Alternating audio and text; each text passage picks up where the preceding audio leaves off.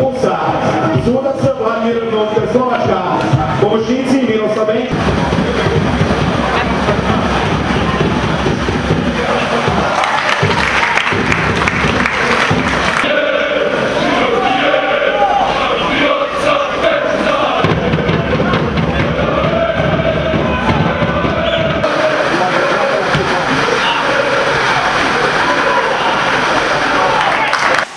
Evo, Gorane, kako komentirate današnju utakmicu?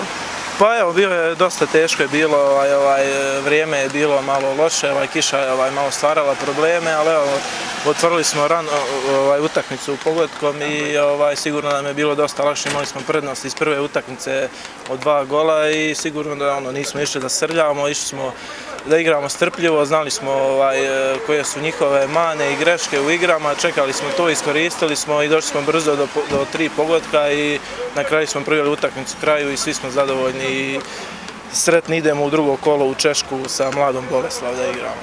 Šta očekujete u drugom kolu? A evo, nama je bio cilj i imperativ da prođemo prvo pretkolo. Imamo isto jednu čvrstu, dobru ekipu u drugom pretkolu i nadamo se da ćemo se izigrati nogometa i da ćemo dati svoj maksimum i da pokušamo ostvariti što bolji cilj u tom drugom pretkolu. Hvala puno.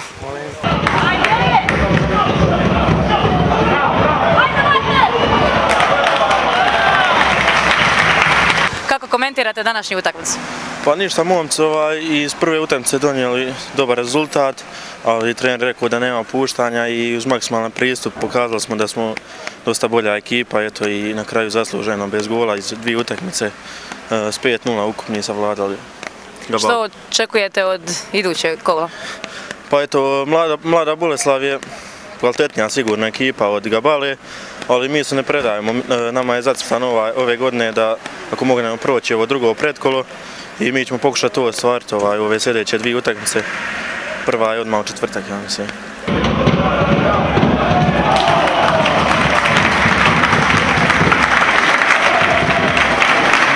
Wagner, kako komentirate današnju utakmicu? Evo, hvala Bogu, mi smo ušli dobro na utakmicu. Brzo smo zabili prvi gol i kasno bilo lako igrati. Što očekujete u idućem kolu? Evo, neće biti lako, Mlada Boleslav je dobra ekipa, sigurno će biti teško, ali mi ćemo dati svi od sebe da ako bude dobro da prođemo dalje. Hvala puno. Molim.